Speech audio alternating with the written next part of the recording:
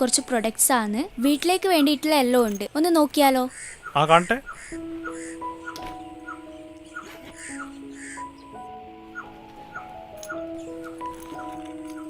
Sir ഇത് നോക്കിയേ, dish wash ഞങ്ങളുടെ പുതിയ പ്രൊഡക്റ്റ് ആണ്.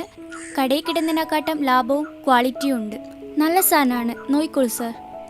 10 രൂപയേ ഉള്ളൂ. കടയിൽ കിട്ടുന്ന ക്വാളിറ്റിയുടെ പിന്നെ എന്തിനാ നടന്നു വെക്കുന്നത്? പിന്നെ വിലക്കുറവ്, ഇത് ഡ്യൂപ്ലിക്കേറ്റ് ആയതുകൊണ്ടല്ലേ? അതല്ല സർ, മൾട്ടിനാഷണൽ കമ്പനികളെ പോലെ നമുക്ക് വലിയ പരസ്യമൊന്നുമില്ല, അതുകൊണ്ടാണ് ഇങ്ങനെ വിൽക്കാൻ കഴിയുന്നത്. അതെടുത്താ അത് ഏതാ? ഇതാ ഇത് ആ ബാത്ത് സോപ്പ്. ഇത് വാഷിംഗ് പൗഡറാണ്. 2 എണ്ണത്തിന് 200 രൂപ. 2 എണ്ണത്തിന് 200? നല്ല ഓഫറാണ് സാറേ. ഭയങ്കര പൈസ കേട്ടോ ഇതല്ലോ. ഇതിനെ കൊണ്ട് തുണി വെളുക്കും നനക്ക് പോകുന്നില്ല. ഇത് ഓണക്കോടി അല്ല മോളെ കേട്ടാ.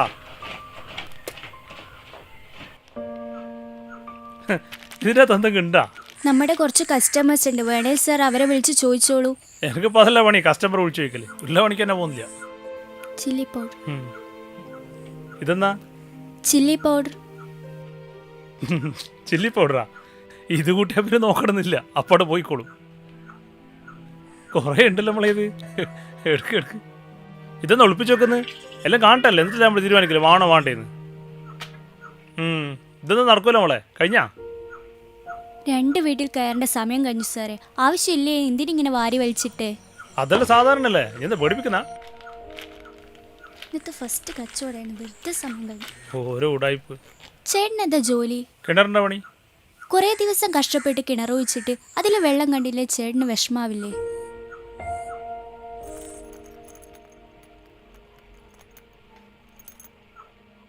എന്തിനാ ആവശ്യമില്ലാണ്ട് മറ്റുള്ളവരെ ഇങ്ങനെ ബുദ്ധിമുട്ടിക്കുന്നത്? അതെങ്ങനെയാ? പണിക്ക് പോയാലും അതിന്റെ ബുദ്ധിമുട്ട് മനസ്സിലാകൂ. ഓ വലിയ പുണ്യാളത്തി. എങ്ങനെ എന്തെല്ലാം തട്ടിപ്പുണ്ട് കാട്ടില്. പിന്നെ കാണാൻ കൊള്ളാവുന്ന ആയതുകൊണ്ട് ആരെങ്കിലും പറ്റി ജീവിച്ചോളൂ.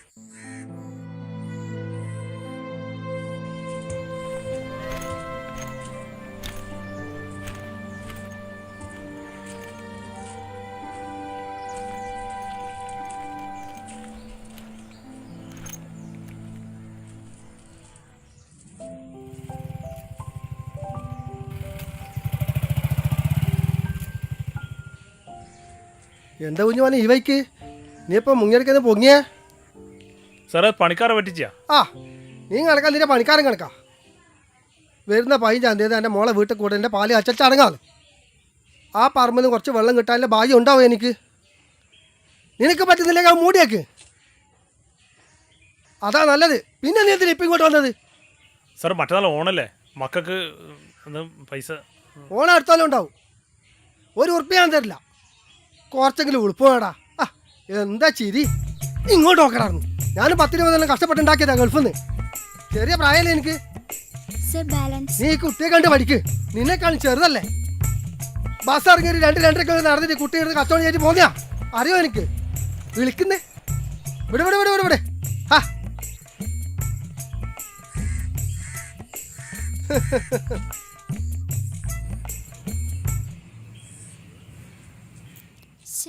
ബസ് പോയി കാണും. ആ ഇവിടെ ഉണ്ടായിരുന്നോ?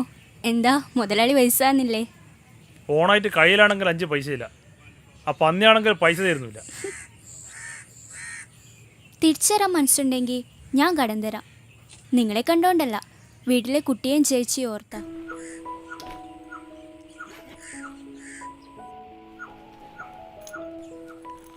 ദാ വീട് എനിക്കറിയാലോ, ഞാൻ വന്ന് വാങ്ങിച്ചോളാം.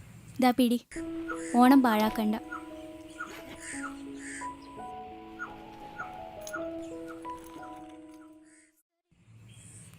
ചേട്ടാ, ഒരു പെൺകുട്ടി ഭാരവും തൂക്കി തേരാപ്പാര നടക്കണമെങ്കിൽ എന്തേലും ഒരു പ്രശ്നം കാണും, അല്ലാതെ സൗന്ദര്യം കാണിക്കാനല്ല. ശരി. ഹലോ, ബസ് സ്റ്റാൻഡ് വരെ കൊണ്ടുവിടാം. ഇവിടുന്ന് ഒരുപാട് ദൂരം നടക്കാനുള്ളതല്ലേ. വേണ്ട, ഈ വെയിലിൻ്റെ ചൂടും ഈ ഭാരവും എനിക്കൊരു പ്രശ്നമല്ല.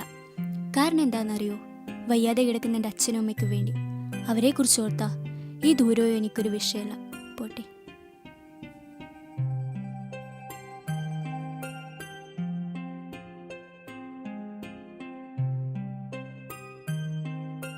ഒരു മിന്നാമിനുങ്ങിൻ്റെ വെട്ടമെങ്കിലും മറ്റുള്ളവർക്കായി പകരാൻ സാധിച്ചാൽ അതല്ലേ മഹത്തരം.